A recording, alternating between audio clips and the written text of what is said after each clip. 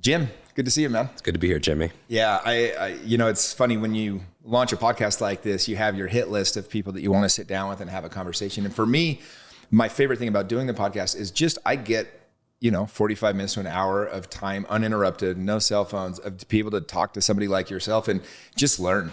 Yeah. I love to surround myself with people that every time I talk to them, I feel a little bit smarter. And you're one of those guys. And so Congratulations on the podcast. Congratulations on the book. Thank you. Yeah. Doing great work. Thank you. It's fun. It's you kind of, you have to choose what you put your time and attention towards. And so when you put so much effort into something, you hope it works out, and I know your book hit #1 on the Wall Street Journal and just is an incredible book. I've read it and have listened to it. Thank you. Yeah. And you did a relaunch of it, I think, last year again as well. We did. We updated it for my life has changed and also the world has changed post-pandemic, AI, how do you get your brain right? And that's the external world. Internally, I turned 50. We had our first child.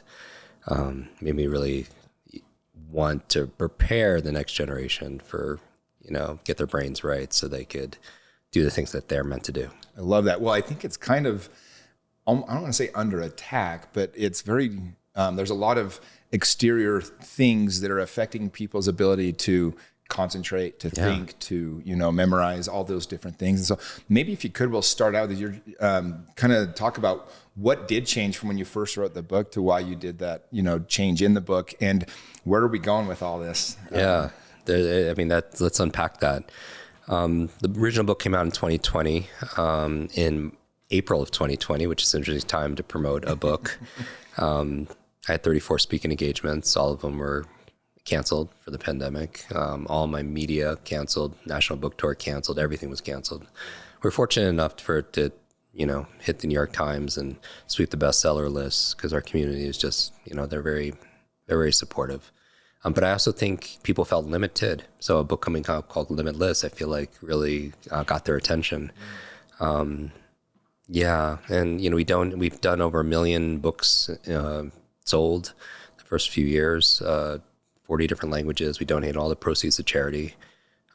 We built schools in Ghana, Guatemala, Kenya, villages where they didn't have schools. Alzheimer's research also as well, in memory of my grandmother. So I grew up with a traumatic brain injury, was put in special education. So I think our struggles become strengths. I think with challenge comes change. And so now I've made it my mission the past 30 plus years to help build better, brighter brains, no brain left behind. We updated the book just after the pandemic because people working remotely, there's this hybrid work, there's this uncertainty and this like chronic fear. And chronic fear will actually suppress your immune system. And I think a lot of fear is driven by marketing and media, makes you more susceptible to colds, the flus, the viruses. The whole area of science called psychoneuroimmunology. And chronic stress will shrink your brain. So we wanted to update the book, really focus on momentum, how to create momentum. And we added new chapters on how to use AI to enhance your HI, your human intelligence. We added chapters that we never added before on nootropics, like certain substances that have been shown with human studies to improve focus, memory, mood, mental energy. We added what I'm probably most excited about, brain assessment, where I realized just, there's personalized medicine based on a DNA test or personalized nutrition based on like a microbiome test or a nutrient profile test. And all those things. Right. Yeah. We created an assessment for personalized learning and performance based on your brain type. So it's a 4-minute quiz. It's in the book. We also have it online.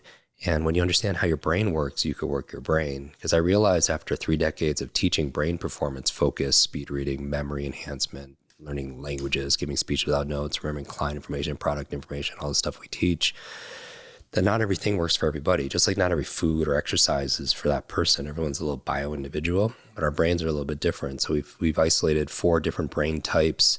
And once you understand your brain type, it unlocks everything. You could use it not only for improving your focus, your memory, your reading speed, but also selling based on brain types. You could do it hiring. You could parent based on brain types.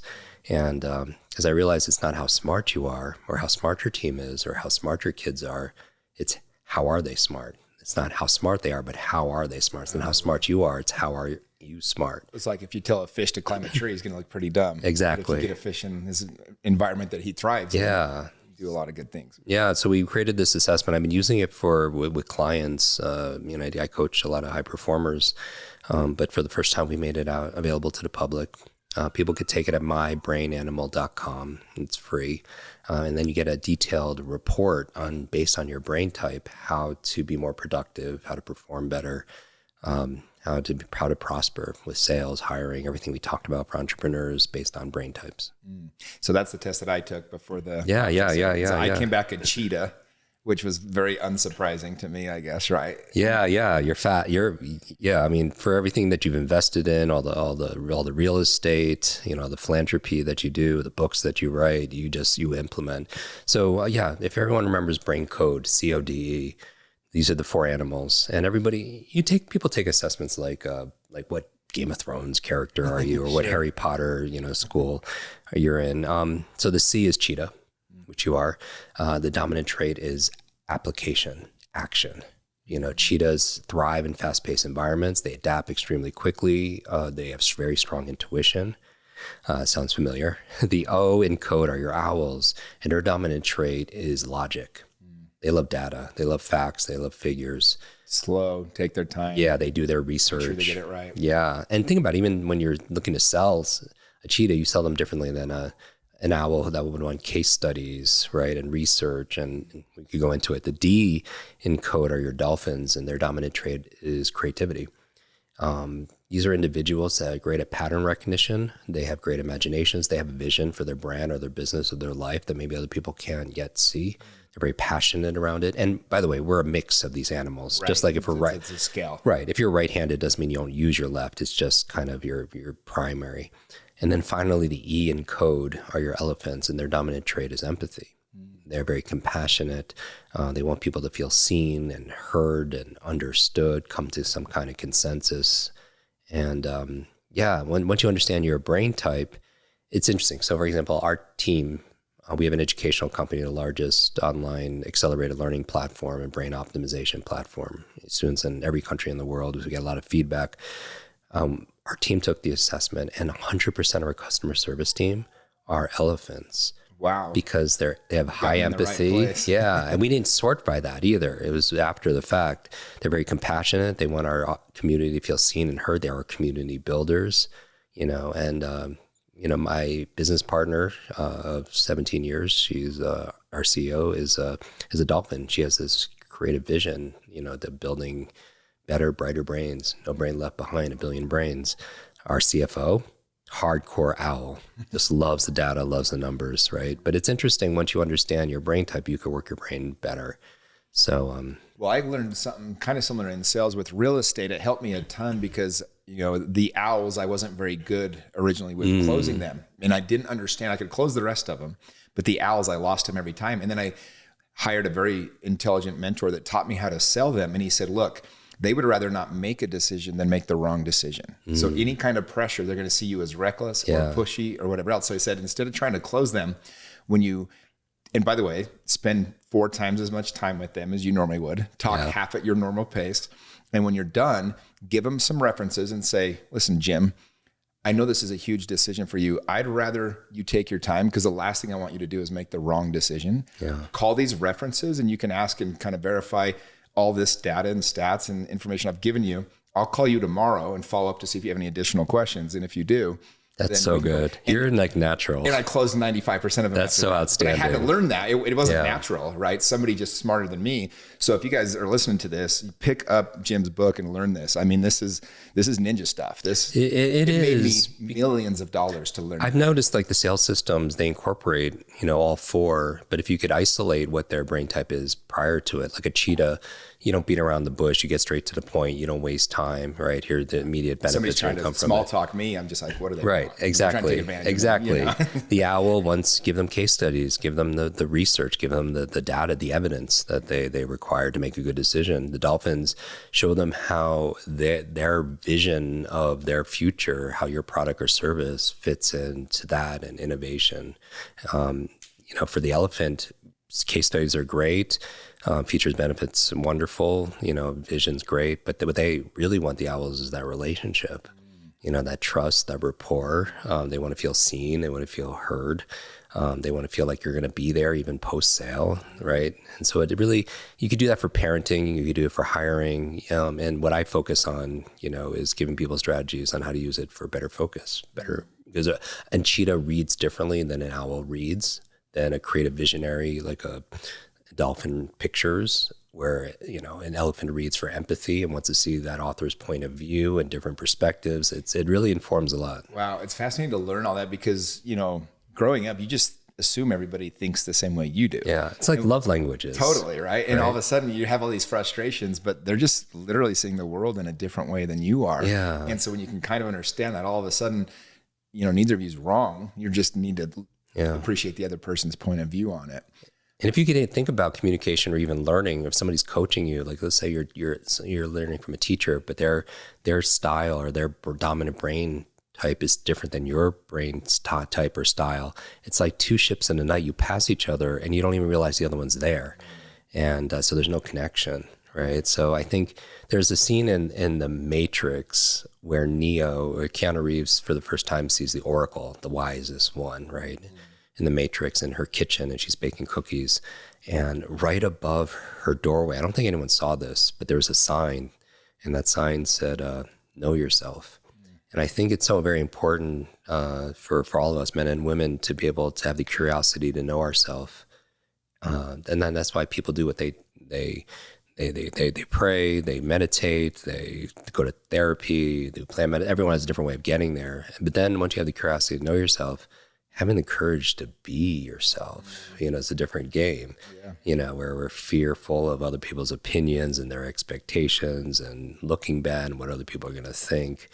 But there's definitely an art and science to it. Yeah, I think one of the saddest things in life is when somebody goes through life living it for somebody else or afraid to be themselves. I think that's the biggest tragedy, is getting to the end of your life and realizing you didn't live your own life. I spend an enormous amount of time at senior centers. I lost my grandparents very early. My grandmother was my last living grandparent. I lost her when I was 7 to Alzheimer's.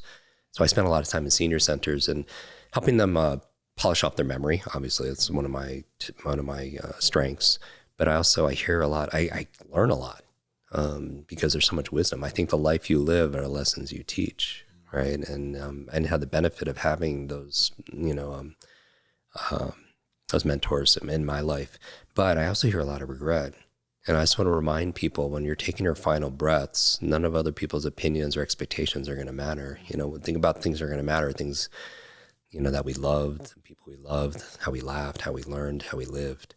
And, because I hear a lot of regret where they'll say things like, they didn't pursue a relationship because of what other people would think. And that was their big regret. Or they pursued a career path because it was expected by their parents or something like that.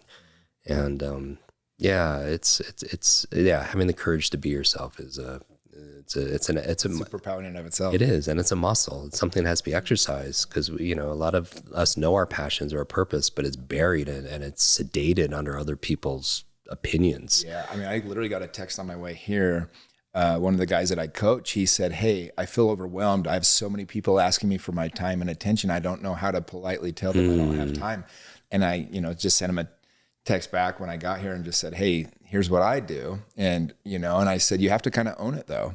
And I just said, everyone's always asking them to lunch. I'm sure you went through that phase where everyone wants to grab lunch. They feel that you're accessible enough, but you just don't have time. You don't. Yeah. One of the reasons you came to one of our $100 dinner clubs, one of the reasons I started that is because I wanted to have a reason to send people to something if I didn't have time to go to lunch with everyone. So I just said, hey, we're actually going to do this thing next week or in 2 weeks. And what an experience that was. Right. And I've replicated it with my friends and family members like more than a dozen times since then. I love that. And it's incredible how you create that movement that sparks something, but also it's not only just spending time with them, it's doing something that's really enriching. Yes, it creates a memory and emotion together. So you really connect on a deeper level. But that was one of the main reasons I started it, just because I had so many people wanting to meet and I was like, I don't have time to do all this. So I'd get 10 of them at a time to come to one of those, But I told this guy, I said, look, you just really got to own what you want to do. If you don't have time, if it's overwhelming you, then be polite and say, hey, lunches aren't very good for me. And then if you have 10 minutes, tell them, hey,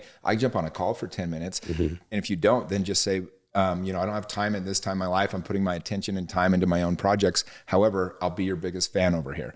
Yeah. You have to feel bad about that, because when you're talented, so many people are going to want your time and attention, and you just don't have enough to give it to everybody. And when you say no to somebody, it's really, or something, you have to realize sometimes you're saying, when you say yes to somebody or something, let's say it that way, you don't want to be saying no to yourself also. And sometimes being limitless, you have to create limits around the things that are important to you, your energy, your emotions, your time, your attention, you know, also as well, because, you know, time is limited, but leverage is limitless, right? Like you putting those $100 gatherings together is a source of leverage. Right. So you're actually getting more out of time and creating a deeper, intenser experience for everyone involved. Yeah, no, and I think that's the key is, you know, your book is literally called Limitless, and upgrade your brain, learn anything faster, and unlock your exceptional life. That exceptional life piece is what caught my attention originally, because it's in my mission statement. Really? Yeah. So my mission statement is the purpose of my life is to share my tremendous love with all of God's children, bringing happiness to others through my playful soul and by being an example of living an extraordinary life. And so it's I got goosebumps. Yeah, it's really special. I read it every day, and I'm just obsessed with living a life that matters. This isn't a test run. This is the only one we got. Yeah. And, you know, there is something to be said with just being satisfied with nothing, but I just want to experience it all. We have this whole planet. We have amazing people like yourself. I want to experience it. I want to experience these people, these experiences.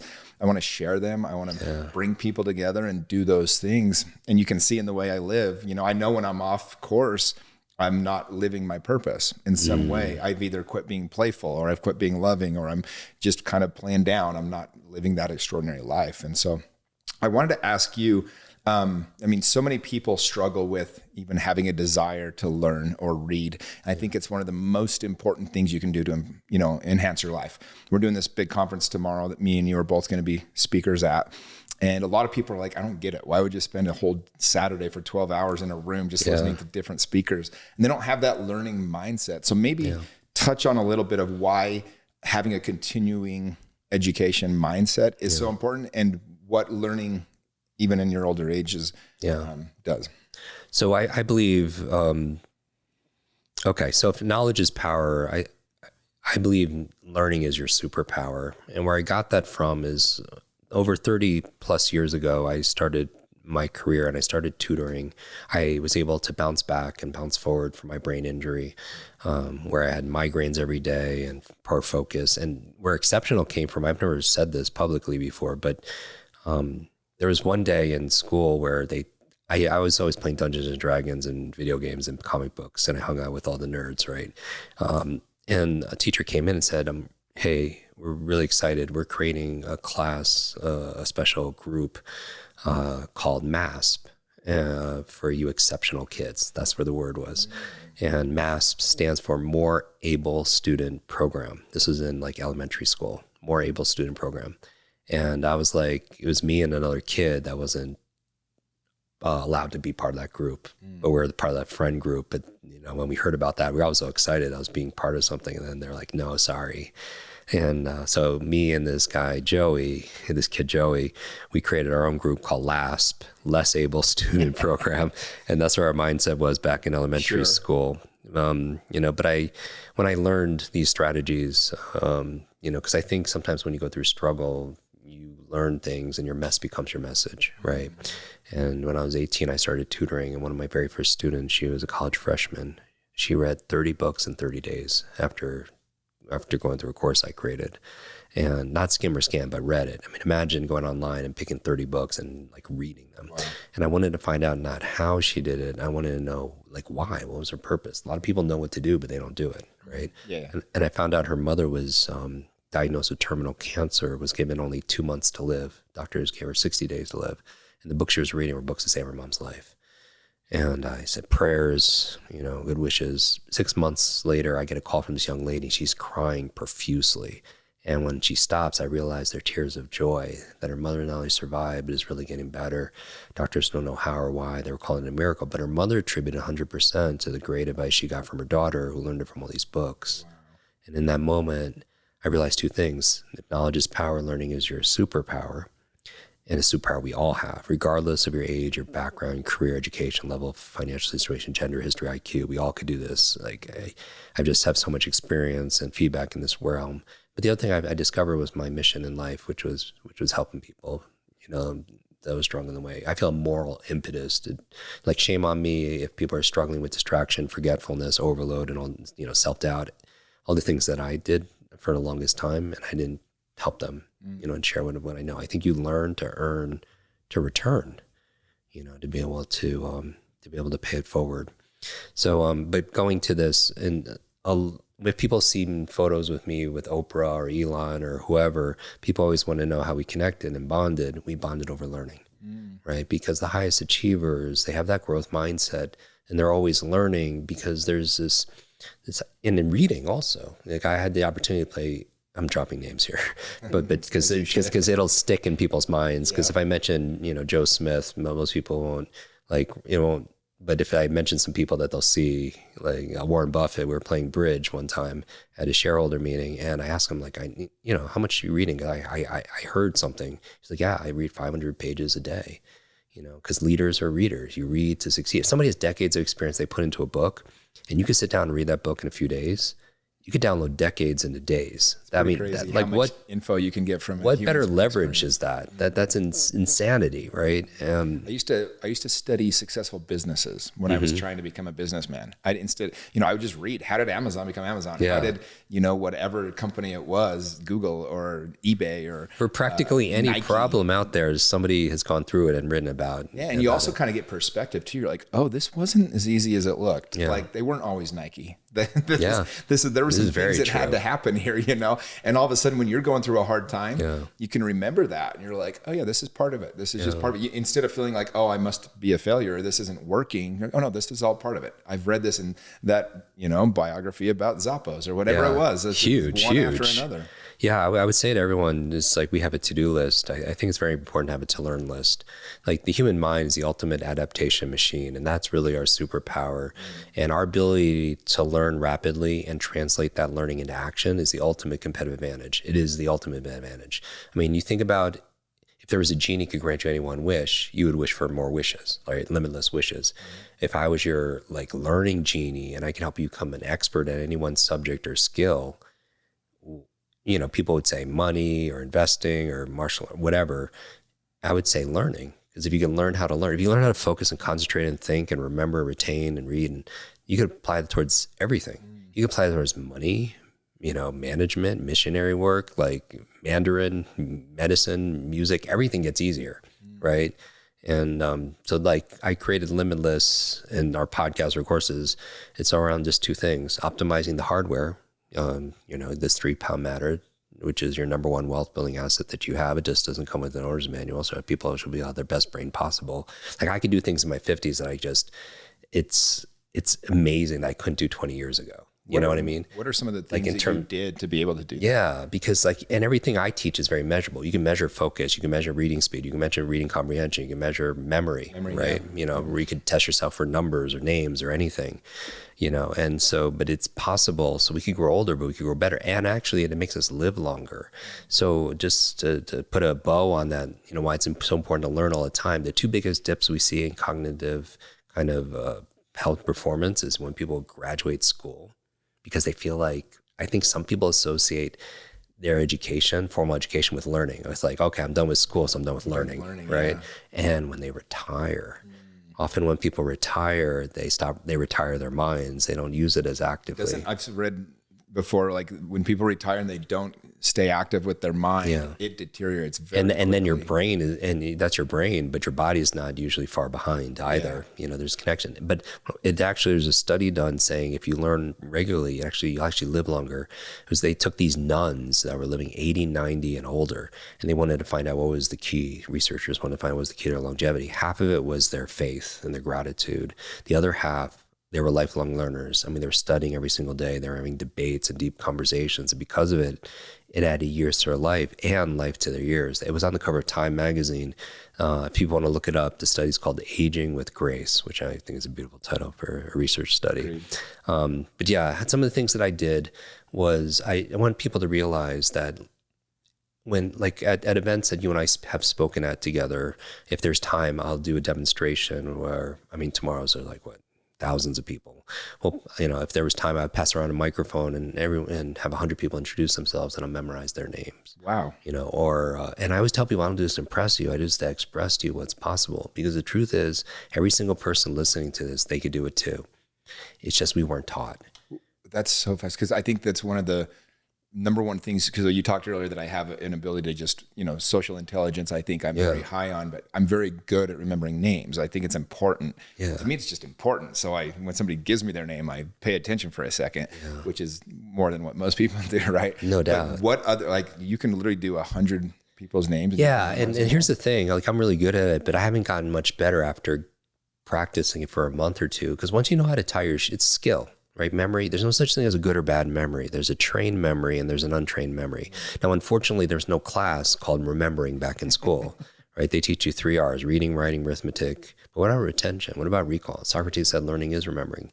Just like there's no class on focus and concentration. Like going to your kids or even one of your teammates and saying, focus, study this. That's like going to somebody, say, play the ukulele, who's never had any kind of schooling or teaching, you know, education, they training. They don't know what it means to focus. They don't know how. Right. They don't have that skill, right? Right. So we weren't taught. So school teaches us what to learn, math, history, science, but there's 0 classes on how to learn those subjects.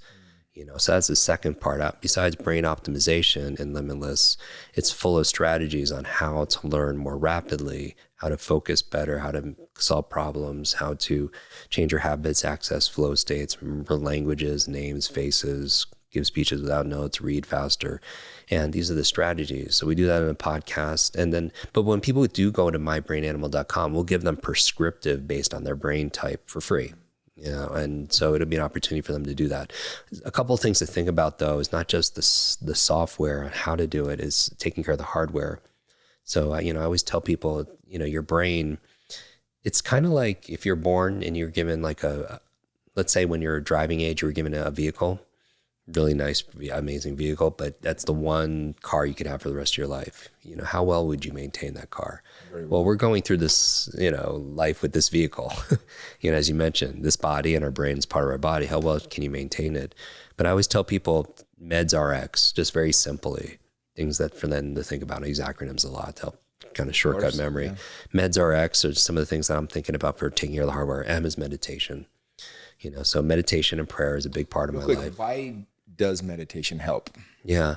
So your brain's not meant to go full speed throughout the day. You have to take these little pit stops, these little brain breaks to be able to refresh, to be able to recover, to be able to integrate what you're learning also as well. And that's harder than ever now with smartphones in the world. Goodness. We live in. It's just a never-ending barrage. Right? Every ring, ping, ding, app notification, social media alert, we're driven to distraction and deluge, just overload and overwhelm. Meditation is really just giving the brain a break.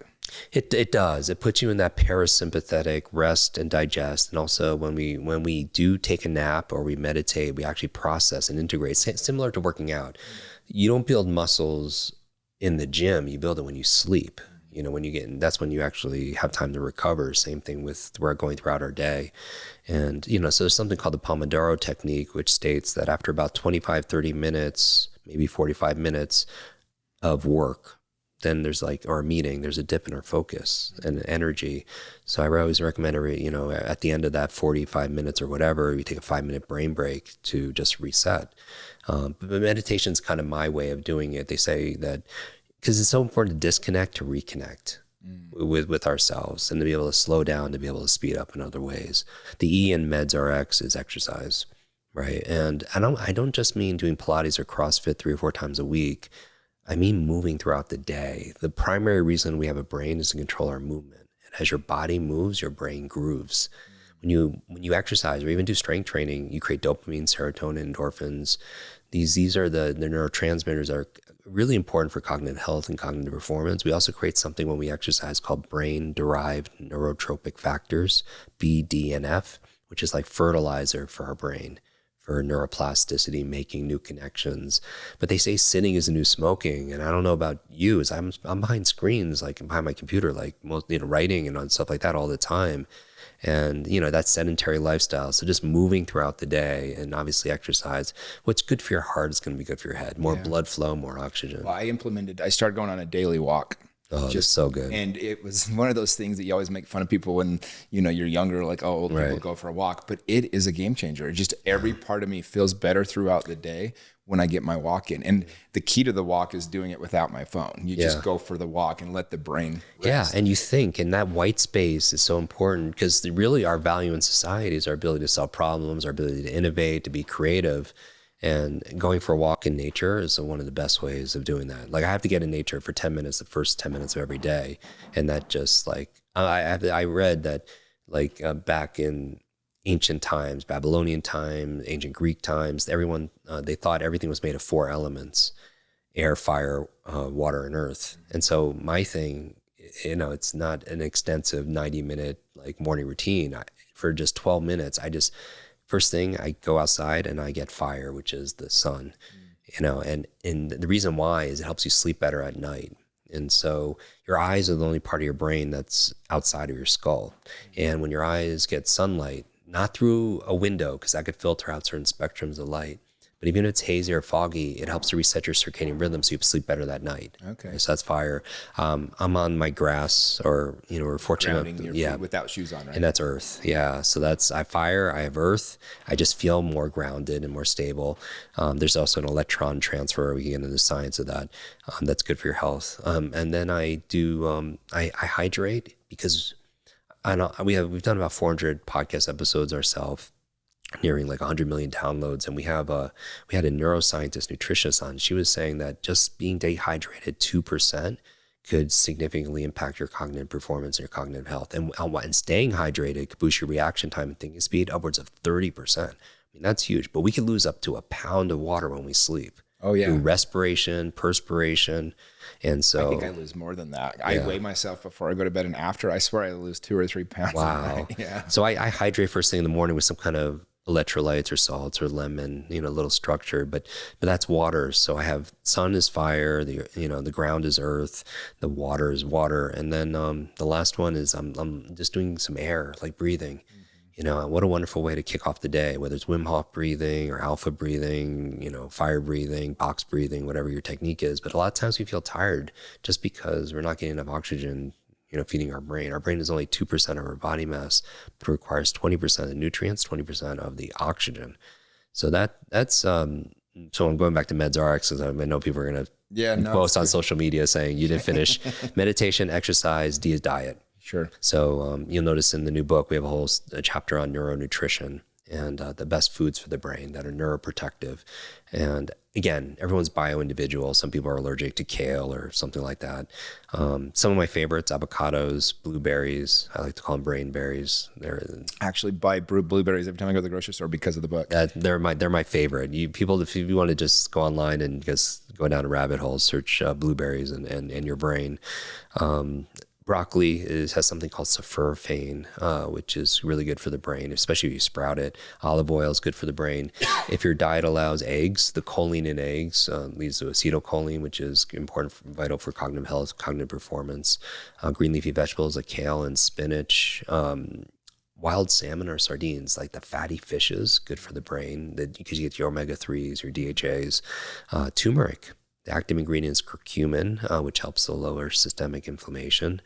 Walnuts, high in vitamin E, very neuroprotective. That's the other one I remember from the book because it looks like a brain. Exactly. And then dark chocolate, everyone's favorite. But and I always prefer people get it from food. But if they're not getting the eggs, maybe they need to supplement with choline. If they're not getting the salmon or sardines or flax, maybe they need to supplement with omega-3s and fish oils. And so that's the kind of idea behind it. In the book, we do talk about nootropics.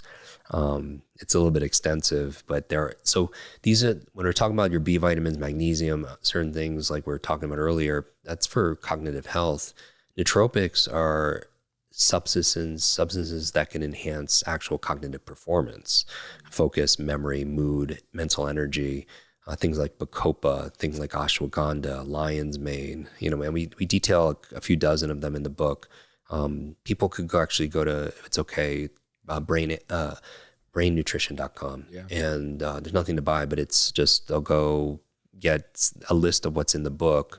And then I linked all the human studies.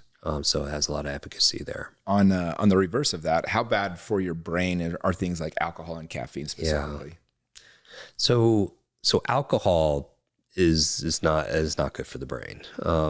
Now for me, I do it socially occasionally, but it's sparingly. But unfortunately, it's not great for the brain. Even yeah, it's not. Caffeine though, I'm very sensitive to caffeine. It affects my sleep. So for me, I use something, I have like green tea, and it has something that kind of buffers the caffeine, L-theanine, which makes me feel stimulated but relaxed at the same time.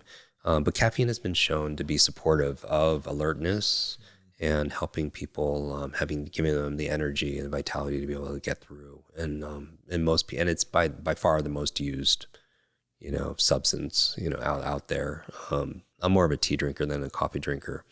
But there's potential benefits to staving off brain aging challenges, supporting your working memory, and more. Yeah, and the things to stay away from are the refined foods, the processed foods, all the chemicals, the additives, and sugar. Yeah. Those glucose spikes. We've done a number of episodes, and and even our YouTube having millions of views talking about insulin resistance and just being careful of like the high sugar spikes, because it can not only affect your body with having extra weight and everything else, but also your mind. Affects your brain as well. No doubt. Yeah. So you see a lot of the younger generation. I think they think everybody has ADHD, and I think they just have bad diets.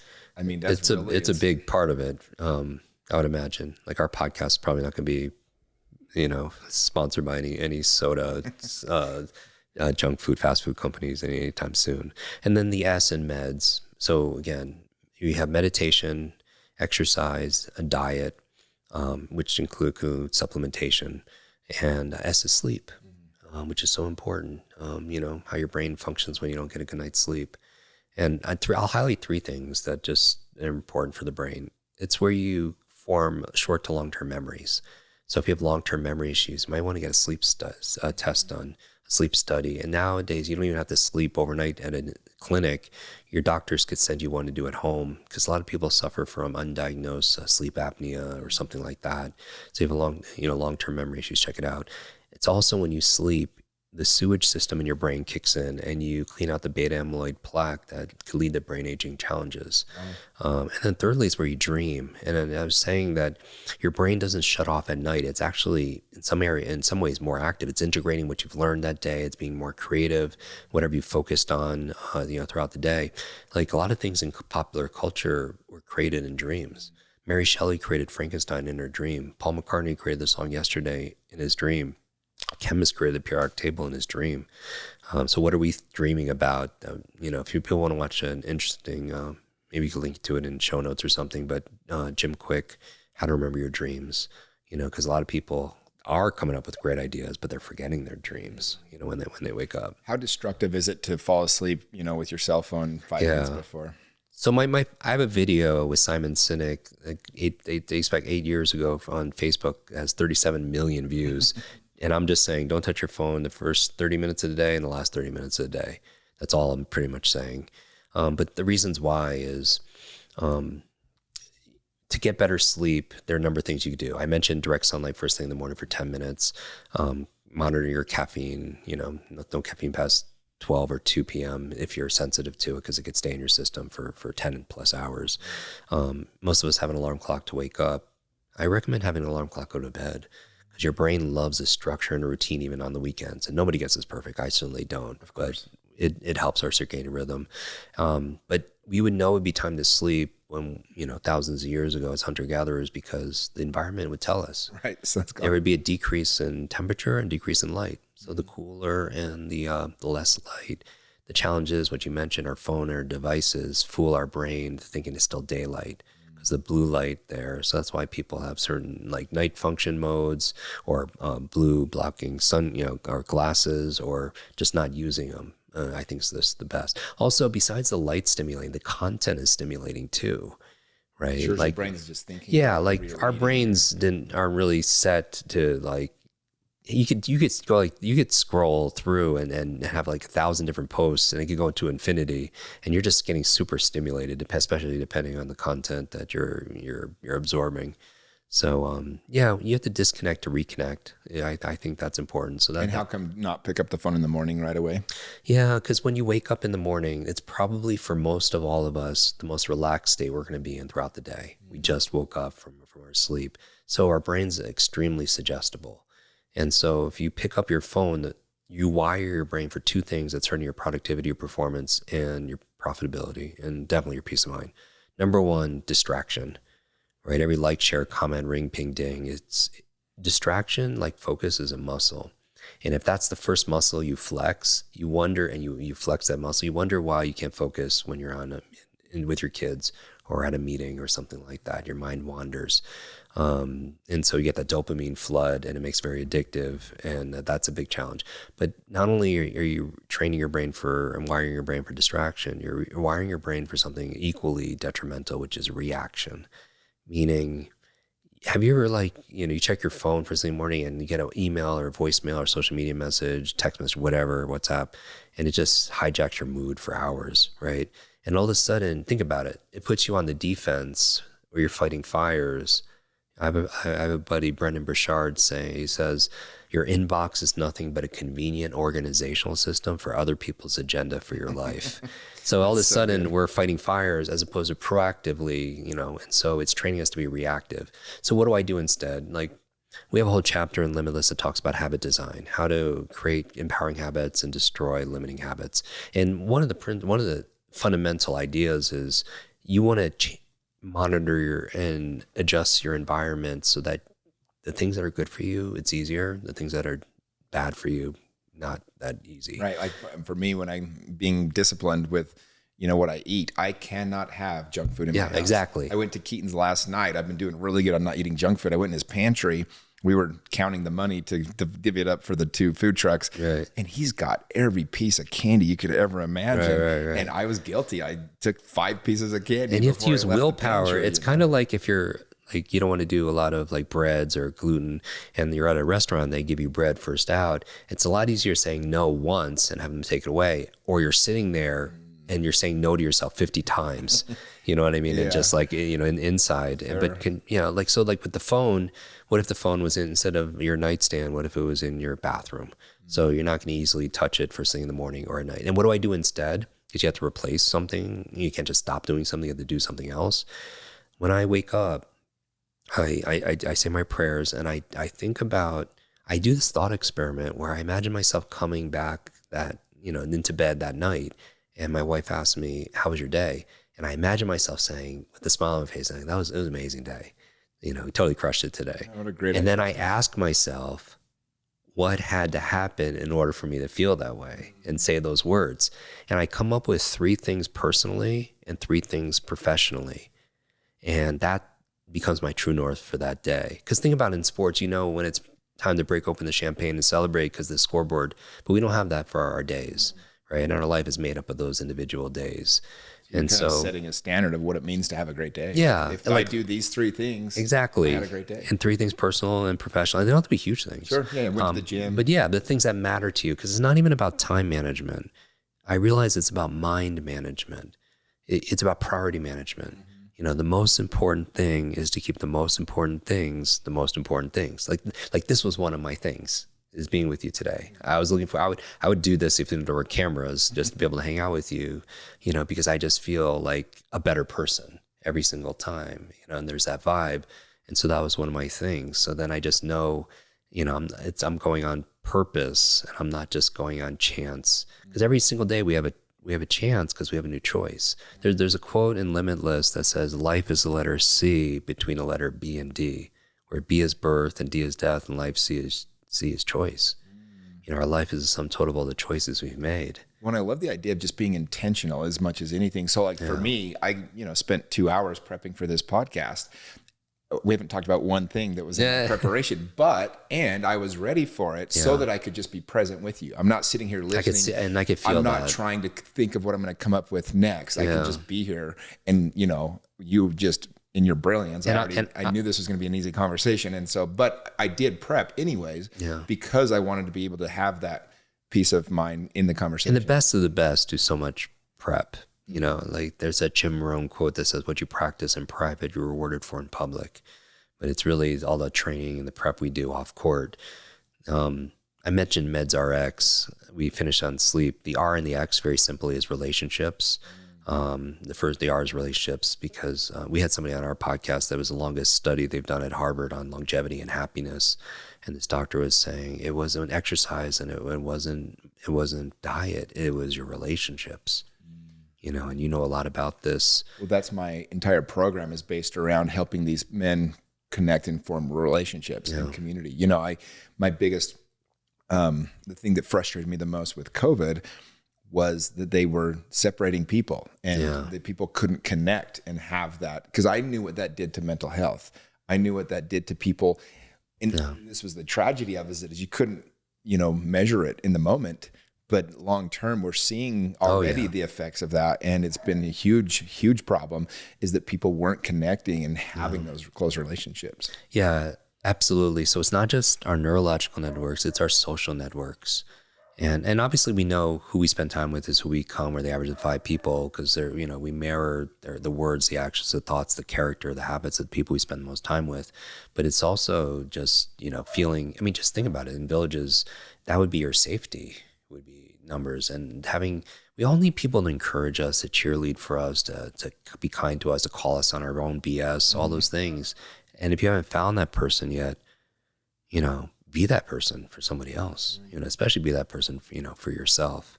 But having a positive peer group, because you're mentioning earlier at the beginning of this, like some people why are you spending a day at this event or listening to that podcast or always reading those books? And sometimes our family are the ones that they have good intentions. They don't want, unconsciously, they don't want you to outgrow them and separate or get your hopes up or something. But they can be sincere, but they can be sincerely wrong also as well. Yeah, I always tell people the worst person to go to for advice is your parents, because they're just trying to help you not feel pain. Yeah. And if you're trying to go for well put. They might, associate that with pain. And so you have to be careful who you get advice from, because they are well-meaning and their whole purpose is to help you not have to go through a painful experience. But that's why they might tell you not to date somebody that you truly are in love with, or they might tell you or not start to that business. Start the business. Exactly right. And what you and I know is, even if that relationship fails or that business fails, most of the time you're still happy you went for it if it was in your soul to go for it. And that's such a mic drop. I love that. So the R in Meds RX is relationships, and the X are all the extras. All the biohacking and the hyperbaric chambers, the cold plunging and the saunas and, all the other stuff. But I would, that's the foundational things to have a better brain. And these are, even when I was mentioning my morning routine for 12 minutes, everyone could get grounded, get some direct sunlight, drink some water, get some breathing in, and maybe do what that I like about it is you don't have to replace anything. You can even do it. You can even do it with your kids. Like everything I'm talking about, you can do those 4 things, those elements with your kids. You could ask them gratitude questions, right? You could even have them visualize their day and what would be 3 things that would make it a win that we could celebrate later tonight. So it doesn't have to take a lot of time, and it's those moments where you're really present. Because I really do believe that, I'd say my quote is life is like an egg. If an egg is broken by an outside force, life ends. But if it's broken by an inside force, life begins, right? Great things tend to begin on the inside. And we have greatness inside of us. Anyone's listening to this self-selected, because they wouldn't be, interested in growing and contributing. I think we grow, so we have more to be able to give personally. But yeah, I think we're all on this journey to realize and reveal our fullest potential,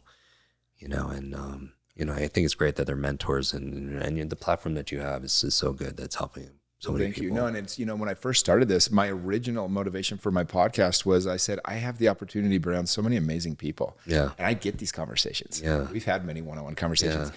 But I was like, how do I help my nieces and nephews catch these conversations? How do I help other people sit in on this, right? And that's why I try to keep my podcast. My goal is at every podcast, it feels like you get to sit on a conversation with me and the guest. Yeah. And, that to me is like where you kind of benefit the most from it. I remember the first time we met, I don't know if you remember this or not, it was at the original 100 Million Mastermind. And I actually was pretty nervous, and I don't get nervous in social settings very much. I didn't know anybody. I didn't know who any of you guys were. I remember I went up to Aubrey Marcus. I had no idea who he was. And then you and all these different people that were, really very publicly known. And it was funny because I went up to you, I kind of interrupted you and Cole Hatter were having a conversation, and I was just nervous. So I kind of jumped in at the wrong time in the conversation, which I'm usually pretty good at knowing how to navigate all that. and you were very kind as you are, and you kind of just looked at me and kind of almost humored me, but you asked me a brilliant question. You just said, what are you excited about right now? It was such a different question. And I just was like, man, this guy's different. Like, because we ask such lazy questions that really don't try to connect. And it forced me to think more about what I was excited about, which forced or created a really interesting conversation. And so I just think, one of the things about studying and learning and doing all this is you get a lot better at asking better questions, which gives you better answers and then better relationships. And all of a sudden you're connecting different, because I think it's very lazy to ask the obvious questions that people do. What do you do? How's your day? Like we just do. But when you really ask a better question, you get a better answer, and you have a full conversation around it. And so, anybody listening to this, if you need more motivation as to why pick up Jim's book, why learn these things, at the end of the day, when you learn how to be smarter, when you learn how to have more skills, one thing I learned recently talking to my dad is he just didn't have the skills of certain things. He never learned how to do certain things.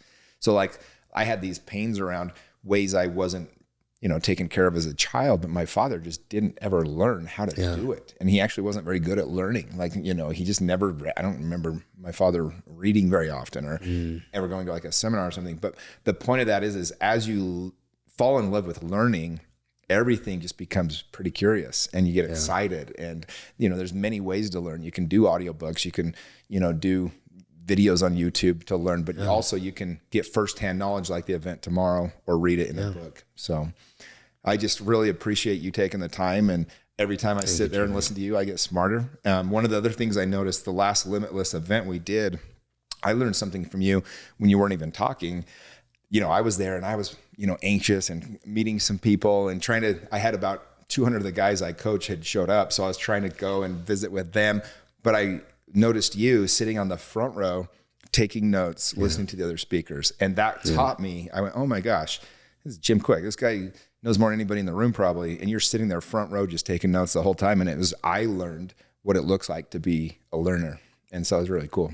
Thank you. And then I think the life we live are the lessons we teach. And I think that everyone who's listening right now, there's a reason. I don't think it's a coincidence.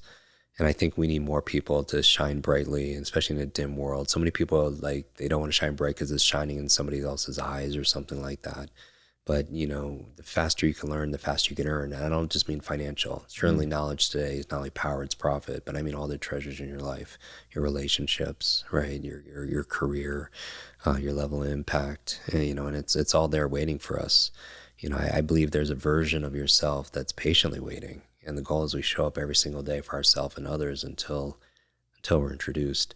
Can I challenge everyone to do something? Please, I would love to. Take a screenshot of wherever you're consuming this right now and, tag Jimmy, tag myself so we get to see it. And I'm curious to your answer to that question in terms of what excites you. Like what lights you up? What projects or passions give you fire? Because I feel like sometimes we feel burnt out, and a lot of people do. Because they feel like they're burnt out because they're doing too much. While that could be true, I feel like sometimes we're burnt out not because we're doing too much, but we feel burnt out because we're doing too little of the things that make us come alive, right? And I feel I'm really curious, in your community, and then because you'll tag us in terms of what's lighting you up, projects and passions, we'll get to see it, and I'll repost a couple, reshare, and then I'll gift out a few copies of Limitless, if that's okay to I show. love that. It's funny. I was gift out a few copies of this randomly, just as a thank you for having me on your show. I love it. Well, it's kind of like piggyback what you said. I've been teaching this recently. If you feel burned out or you just feel like you don't have a lot of passion behind what you're doing, it's because, when you're doing something, when you're doing something you're really good at, it feels like passion. And when you're doing something that's not your natural thing that you like or that you're not good at, it feels like stress. And so find things that you, like to do and things that you're good at naturally or get good at them, right? Like I chose real estate, was not my dream career for 17 years, but I got so good at it that it became really fun. I showed up and I knew I was going to have fun that day because I was good at it. And so get great at something, learn how to be better. And I think that's where you get a lot more passion in your life too. Yeah. And I think passion could be related to purpose too. Like for me, passion is what lights you up, and you can have a lot of things that light you up. For me, purpose, Like functionally is how you use a passion to light other people up. So for example, learning is one of my passions. It lights me up. Teaching people how to learn is my purpose because it lights them up, right? And so that's kind of how I put it in my head, that there's a way, and you can have many different passions and purpose, you know, here, and we talk about that in Limitless as well. I love it. Well, thank you again, Jim, so much. For people that are going to tag us in that shot, what is your Instagram for people to send? Jim so it's Jim Kwik, Kwik, my real last name. I didn't change it to do what I do. It's my father's name, my grandfather's name. Oh, sweet.